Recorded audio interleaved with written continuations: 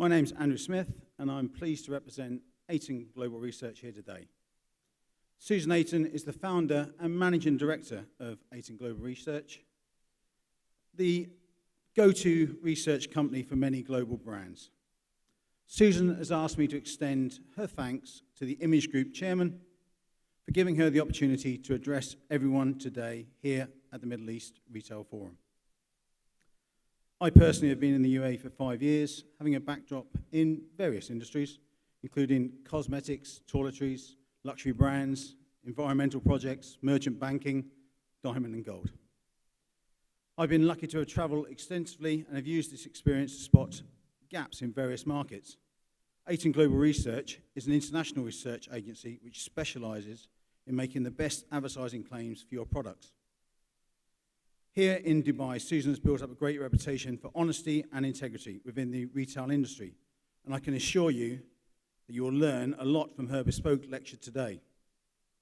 Today you will learn how to make your retail business a success, particularly with reference to online sales and ensuring you comply with the advertising regulations when trading in the MENA region and the rest of the world. This is the last lecture before the Retail Middle East Awards 2020, which I hope you enjoy. So without further ado, I'm pleased to introduce the last speaker of the morning, who are joining us from London today, founder and managing director of Ayton Research, Susan Ayton, and regulatory director, Carys Smith. Thank you. Good morning. My name is Carys Smith, and I'm pleased to be joining such an incredible lineup of experienced industry leaders today. I am the regulatory director at Ayton Global Research. I'm pleased to introduce Susan Ayton. She is the founder and managing director. Susan's company has helped to propel over 10,000 new products into new markets without any legal challenges. You will learn lots today about the new regulations in the UAE and the trends for compliance across the MENA region. I hope this event finds you healthy and safe, and I hope you enjoy the Retail Middle East Awards 2020. So now on to the technical information, which will be provided by the way of a short film. The UAE is a massive gateway between East and West, and as such it has many cosmetics and toiletries passing through it. It's incredibly important that as those products reach their final destination, that the claims associated with them are legally compliant in the territories in which they're going to be sold. Many luxury brands aspire to being in the UAE because the price point is very different. It's a really attractive market. When we organise studies for the UAE, we think about those factors before we put the studies together. It's really important that when we run a study, that we represent the kinds of people that are going to be purchasing your cosmetics and toiletries, and therefore we can use the MALs as a system for profiling our volunteers. In the UAE, the National Media Council control all advertising regulations. They've published an advertising guide which contains all of the advertising regulations. There are lots of different self-regulatory organisations across the world that deal with advertising standards.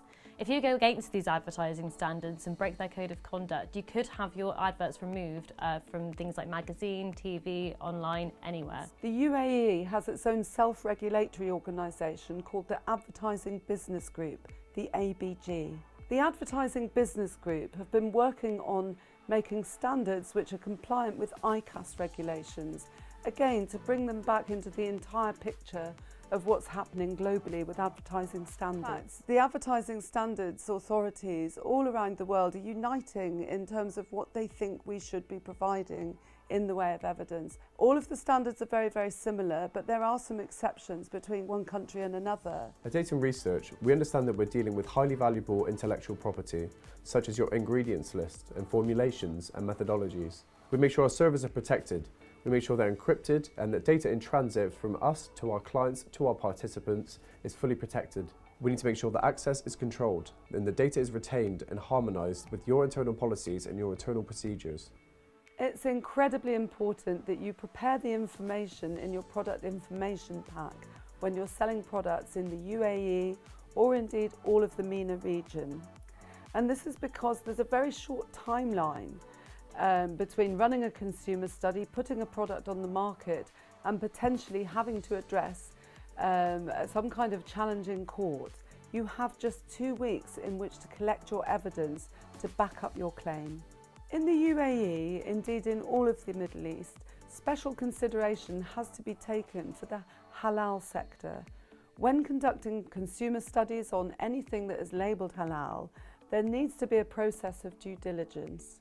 The ambient temperature in the UAE is vastly different to that in parts of Europe, and therefore it's really important that you replicate the studies that you do in rest of world in the region in which you're going to sell the product. There's a completely different predominant set of skin types that occur in the MENA region than there is, for example, in Europe or indeed parts of Asia. And it's really important that those panels replicate the end consumer that's going to be using the product. That short film has provided an overview of what we can provide and claim substantiation and regulations in the UAE. Now I'd like to dive into some more detail. So to start off with, it's really important to bring up what the cosmetics market is like in the UAE. We conduct research for all industries, but certainly cosmetics is where you really see the most advertising claims. So it's a really good place for me to focus. As you can see by some of these market research quotes that I've got up, the cosmetics market is one of the biggest in the world. It's really focused on premium cosmetics, and it's certainly focused on tourists coming in and out of the UAE as well. So travel retail is something that's really huge. There's also an increasing demand from youth population, working women population, and a general mixture of Western culture and lifestyle.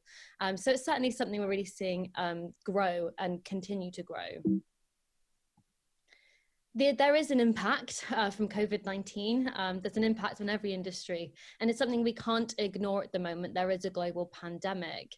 Retail has dropped slightly in what we say is in-stores, bricks and mortar shopping, but it has obviously really gained in online sales, essentially. So a lot of companies that were selling bricks and mortar are now more online.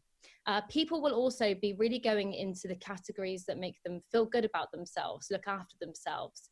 So certainly skincare is one of the categories we're really expecting to grow. Generally with online sales though, is the way that you need to be targeting your retail right now. So online sales is something that's always been growing. Obviously, as people have more access to the internet, it's an easier way to sell as brands sell more on the internet. But as I said, certainly from COVID-19 as well, there's going to be a huge drive towards online sales. So just to bring that up and sort of say this is a huge market, a total of 10% of retail sales for health and personal care and beauty are all made online. And as I mentioned, the COVID-19 crisis is going to really see that soar. And I've got some great excerpts from market research here, which really show that. There's been a 53% increase in just the UK in the first few months of COVID-19, which is part of an overall incredible 111% boost. So again, it's just really where the market's going. What's really important about this, and the reason I'm really bringing it up, is because if you're selling online, you have probably more, you're probably more likely to be making more global sales and sales in regions you weren't necessarily cautious of beforehand.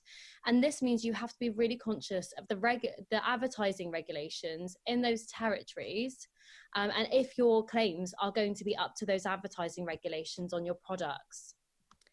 So once you've got your advertising claims substantiated, what's really important is knowing how that can elevate your marketing. I've selected a few brands here that are very successful in the UAE and in the Middle East indeed, and how they've used their consumer research to substantiate their claims and then really elevate that marketing and put it into their website.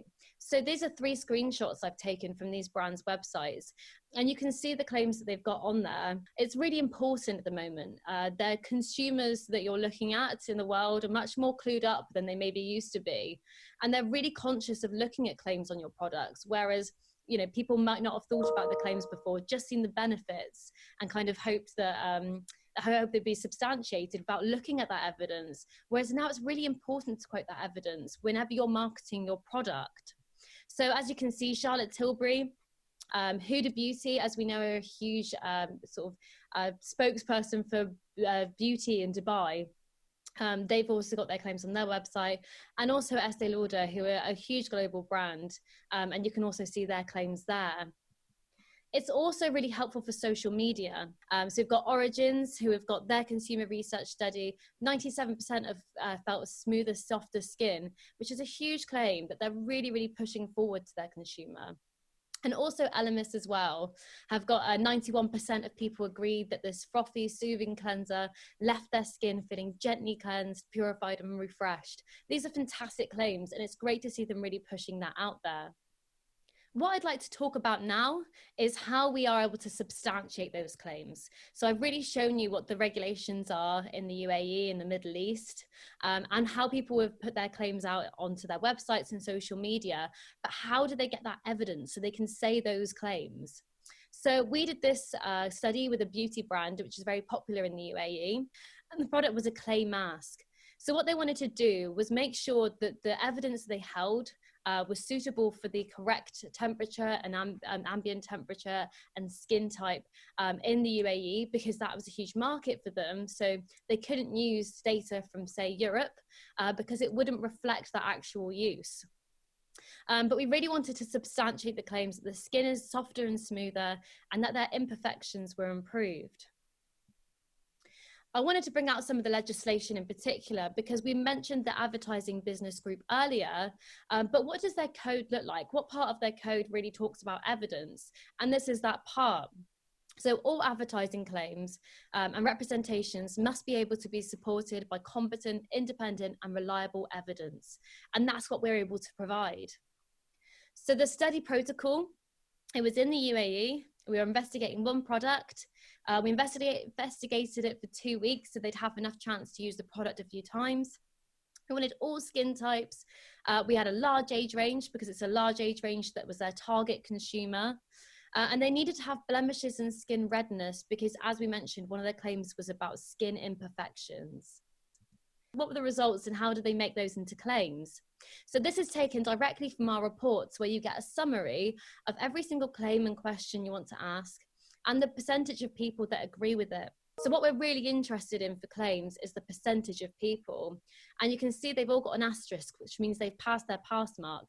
But not only have they done that, they've got really high percentages on there. So we've got 92% of people saying their skin felt softer, 93% saying it's smoother, 85% are saying that their skin imperfections are improved and their blemishes are improved. So these were the key claims they really looked for. And now they can take that and put that straight into their marketing, quoting those percentages and really elevate it.